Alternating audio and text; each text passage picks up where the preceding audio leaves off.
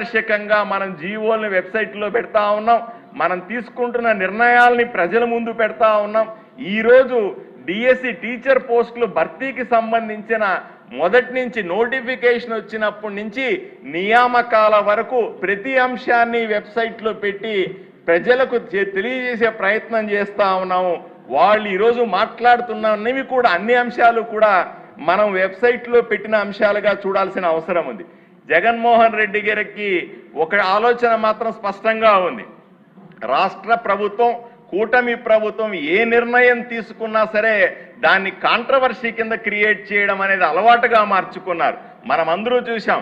అమరావతి రాజధానిగా మన అసెంబ్లీలో చట్టం చేసి, పార్లమెంటులో కూడా చట్టం చేసి ఈరోజు రాజధానిని అఫీషియల్ గెజిట్ తీసుకుంటే ఆయన మరుసటి రోజు ప్రెస్ మీట్ పెట్టి నేను ముఖ్యమంత్రి అయితే ఈ చట్టాన్ని తీసిపడేస్తానని మళ్ళీ కన్ఫ్యూజన్ క్రియేట్ చేసే ప్రయత్నం చేస్తాను. ఈరోజు టీచర్ పోస్టులు భర్తీ చేస్తే టీచర్లందరూ కూడా 16,000 మంది టీచర్లు భయపడేలాగా, భయపెట్టే విధంగా వాళ్ళని నేను అధికారంలోకి వస్తే ఇవన్నీ రద్దు చేస్తానంటాడనే భయాందోళన మధ్య ఉన్నారు అధ్యక్ష. కష్టపడి చదువుకున్నటువంటి పేద విద్యార్థికి, నిరుద్యోగికి కనీస గౌరవం లేదా అని ఈరోజు ఆత్మగౌరవ పరిస్థితిని మనం స్పష్టంగా చూస్తా ఉన్నాం అధ్యక్ష.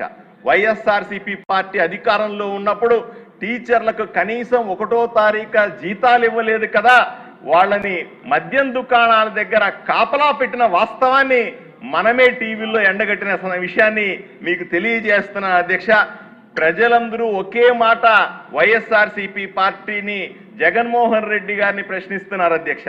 అయ్యా, మీరు చేస్తున్న నిరసనలు నిజంగా నిరుద్యోగుల కోసమేనా, లేదా రాజకీయంగా మీరు పోగొట్టుకున్న ఉద్యోగాల్ని తిరిగి పొందడానికి ప్రజలను రెచ్చగొట్టే ప్రయత్నం చేస్తున్నారా అని సూటిగా ప్రశ్నిస్తా ఉన్నారు అధ్యక్ష. ఈ వేదికగా అసెంబ్లీలో నిలబడి నేను జగన్మోహన్ రెడ్డి గారికి, వైఎస్ఆర్సీపీ పార్టీని స్పష్టంగా అడుగుతా ఉన్నాను.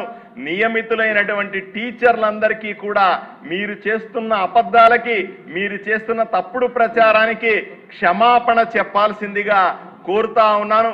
ఈ సందర్భంగా మేమందరూ కూడా ఎమ్మెల్యేలమైతేనేమి, కూటమి ప్రభుత్వంలో ప్రతి ఒక్కరూ కూడా కొత్తగా నియమితులైన టీచర్లకు అందరికీ కూడా భరోసా ఇస్తా ఉన్నాం.